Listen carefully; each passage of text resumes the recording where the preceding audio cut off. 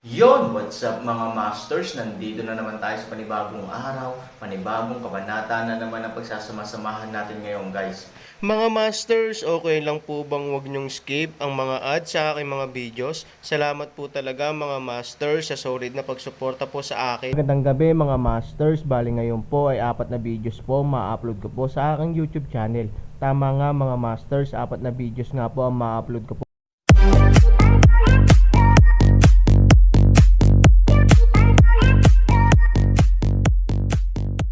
Bali mga masters, kung bago ka pa lang po sa aking YouTube channel, please click the subscribe button, lalong-lalo na po yung notification bell guys, para maging connected pa rin tayo sa isa't isa at maging updated kayo sa mga susunod ko pang video. Bali mga masters, bago natin umpisahan ng kwento ay mag-shoutout po muna tayo para sa mga solid nating tagapakinig. Shoutout kay Fernando Jimeno, shoutout kay user DM. Yun na nga mga masters, no? Bali hindi na ito patagalin. In 3, 2, 1, let's go!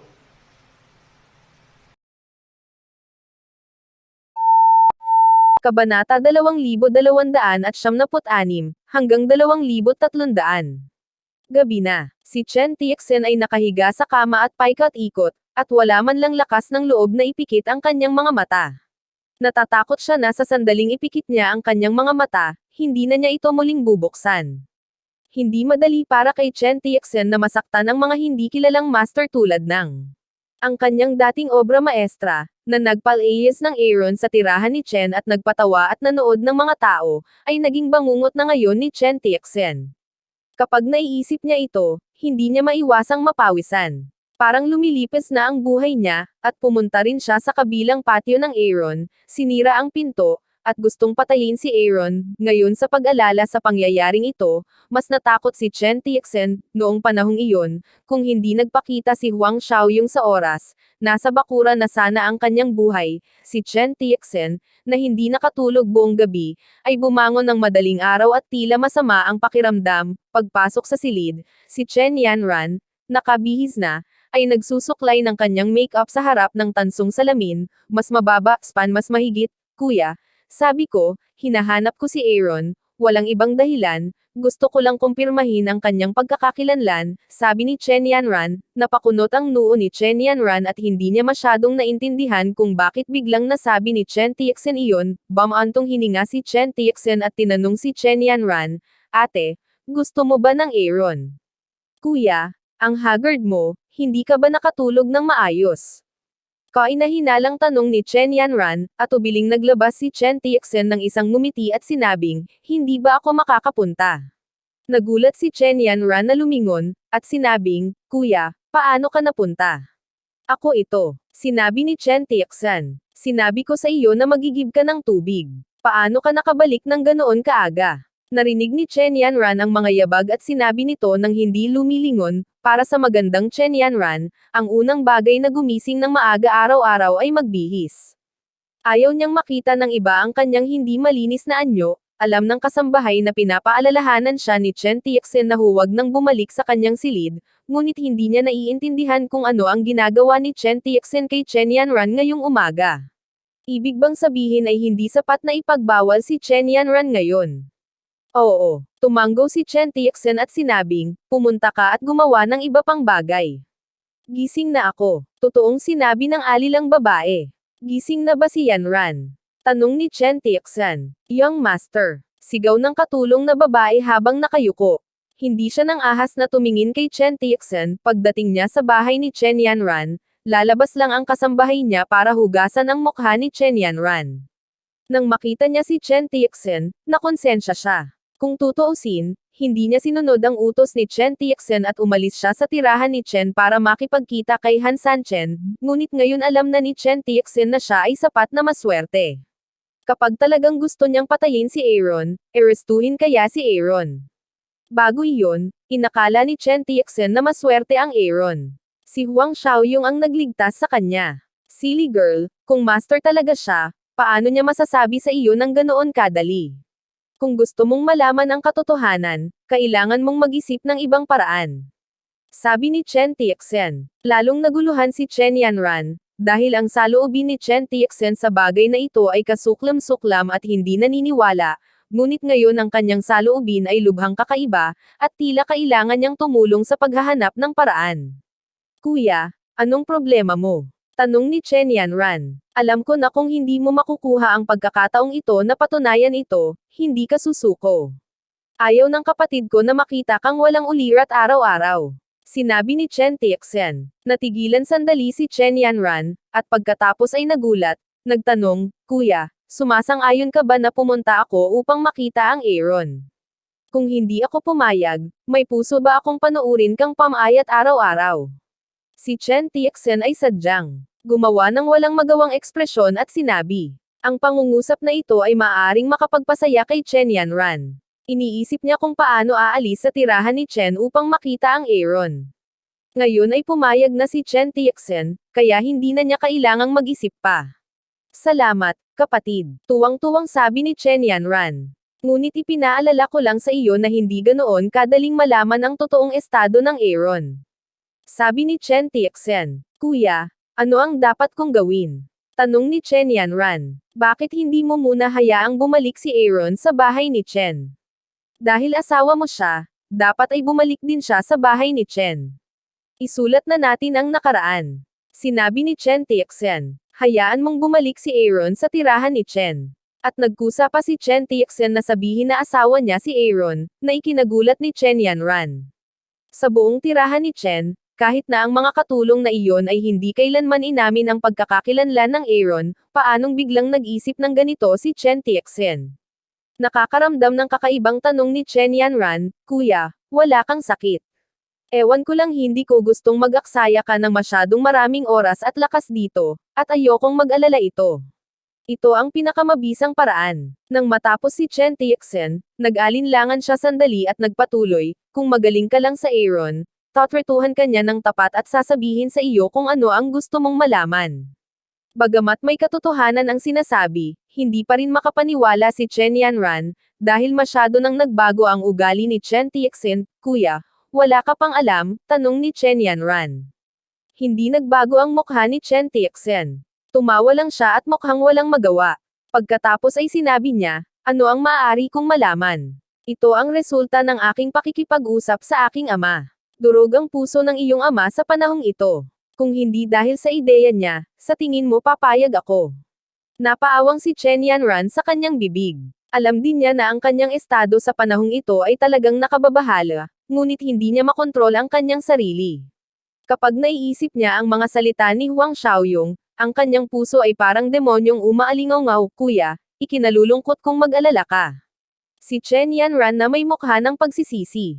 Tumayo si Chen Tiexen, lumapit kay Chen Yanran, tinapik siya sa balikat at sinabing, ikaw ang kapatid ko. Nag-aalala ako na ikaw ay isang makatwirang bagay, ngunit ngayon ay naisip ko na kung ano ang gusto mong gawin. Hindi mabuti para sa kapatid na pigilan ka sa lahat ng oras, ngunit kailangan mong tandaan ang aking paalala. Kung gusto mong malaman ang totoo, sa kanya ka lang magiging mabuti, maipapakita mo pa na gusto mo siya. Kapatid, alam ko kung paano gawin ito, ngunit paano kung ito ay lumabas na hindi totoo? Tanong ni Chen Yanran, peke. Umaasa si Chen Tiexen na ito ay mali, ngunit sa pamamagitan ng kaganapan kagabi, ang matibay na pagkakakilanlan ng Aaron ay halos na kumpirma na, paano magkakaroon ng mali. Gayunpaman, sa panlabas, tumingin pa rin si Chen Tiexen na wala siyang alam, at sinabing, totoo man ito o mali, basta't ito ay makapagpapasaya sa iyo, kung paano ka treat Aaron in the future, ikaw na ang magdedesisyon. Kuya, napakabait mo sa akin. Sobrang saya ko na magkaroon ng kapatid na katulad mo. Si Chen Yanran, na walang ideya na siya ay ginagamit, ay sinabi kay Chen Tiexen na may masayang ngiti. Pagkaalis ni Chen Tiexen, naging hindi mapaglabanan ang puso ni Chen Yanran na makita ang Aaron, dahil para sa kanya, ito ay isang bagay na hindi siya makapaghintay ng mahabang panahon, at hindi siya makapagtiis ng isang pangalawa. Umalis sa looban ni Chen, sa pangunguna ng isang alilang babae, si Chen Yanran ay mabilis na naglakad patungo sa kabilang patio ng Aaron.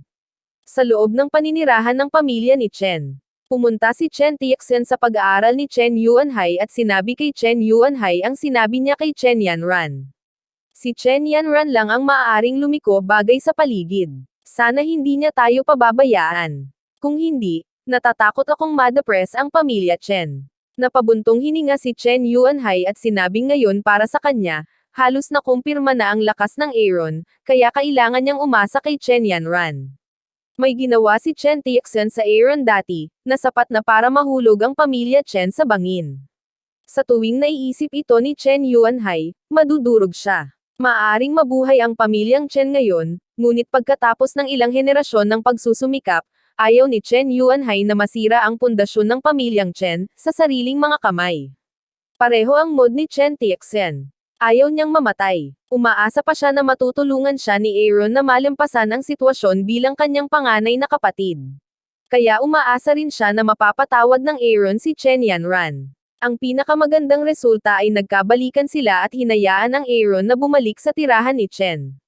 Gayunpaman, hindi nang ahas si Chen Tiexen na isipin ang posibilidad ng kaganapang ito. Tatay, ano ang rate ng tagumpay ng bagay na ito?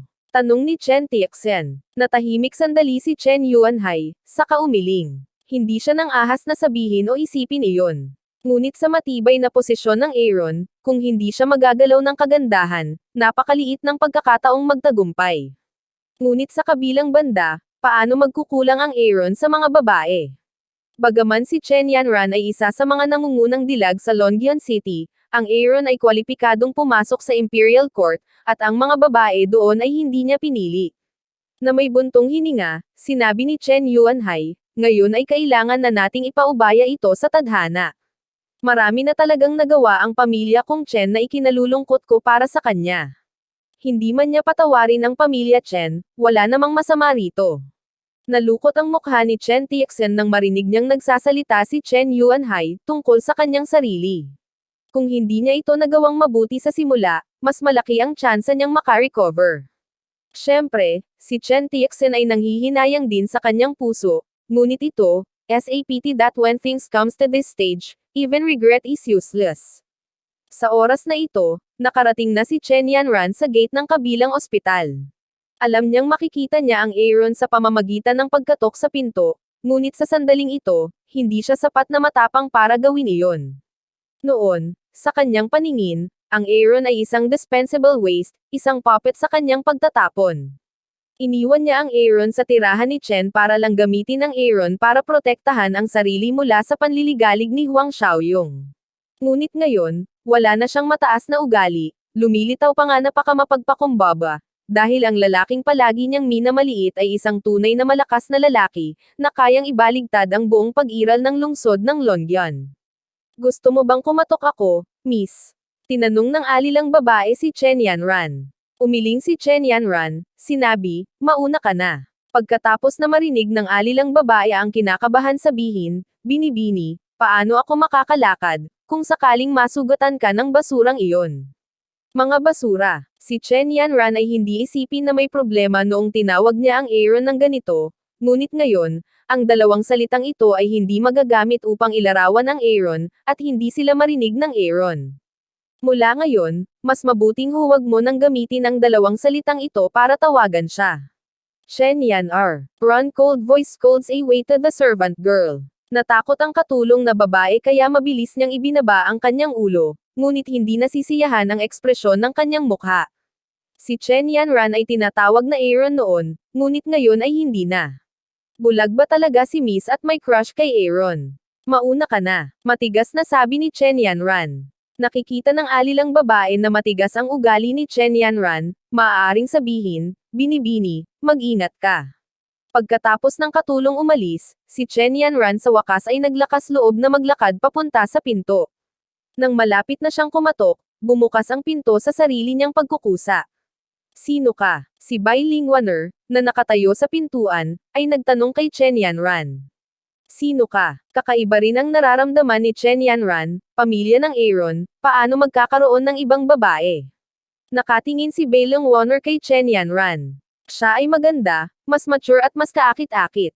Ang ganitong babaeng darating, ay malamang na magkaroon ng isang pambihirang relasyon sa Aaron, na hindi maaaring hindi hayaan si Bai Lingwaner puso-puot. Ako ang asawa ni Aaron, at ikaw. Sabi ni Bai Lingwaner. Narinig ang salitang, asawa, agad na pumuti ang mukha ni Chen Yanran.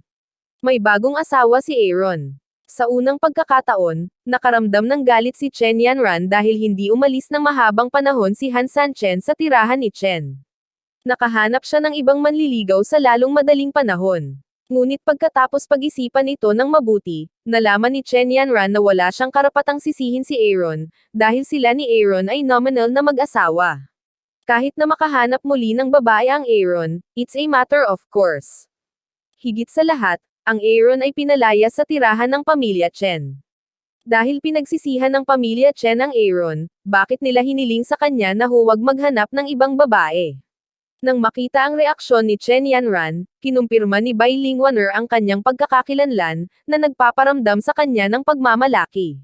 Ito ang mentalidad ng batang babae. Bagamat hindi niya nakuha ang Aaron, maganda rin para sa kanya na makapagpakitang tao sa harap ng kanyang karibal. Ano ang problema mo? Hindi ka maganda tingnan, okay ka lang ba bakit hindi ka umuwi at magpahinga? Sabi ni Bai Lingwaner. Hindi malay ni Chen Yanran ang kanyang ulo. Pumunta siya dito ngayon para makita si Aaron. Paano siya makakaalis nang hindi nakikita ang mukha niya? Nasa bahay ba si Aaron? Gusto ko siyang makita, tanong ni Chen Yanran. Nakangiting tanong ni Bai Lingwaner, ikaw ba si Chen Yanran? Do you think he will meet you? Since you know who I am, you should be clear about my previous relationship with him. Lumapit ako sa kanya ngayon para linawin ang ilang bagay, sabi ni Chen Yanran. Walang pakialam si Bai Lingwaner kung ano ang gustong sabihin ni Chen Yanran. Para sa kanya, si Chen Yanran ang karibal niya. How can she let her rival meet Aaron? He won't see you. Mas mabuting umalis ka na. Huwag mo kaming istorbohin sa hinaharap. Nang matapos si Bai Lingwaner, handa na siyang isara ang pinto. Sa pagmamadali, naiabot lamang ni Chen Yanran ang kanyang kamay sa pagitan ng mga siwang ng pinto at sinabi kay Bai Lingwaner, sabihin mo sa kanya na nandito ako. Makikilala niya ako. Anong mga kwalifikasyon ang mayroon ka para hindi ako makalabas? Ang mukha ni Bai Lingwaner ay malamig at sinabing, ako ang asawa ni Aaron. Hindi pa ba sapat iyon? Yun na nga mga masters, no? Bali panibagong kabanata na naman yung natapos natin ngayong gabi. Muli, maraming salamat po talaga sa walang sawang suporta po sa aking YouTube channel na talagang inaabangan nyo po ang bawat upload ko po. Bali mga masters, magkita-kita ulit po tayo bukas ng gabi at ngayon po ay magpapaalam po muna tayo. Bali mga masters, bye-bye!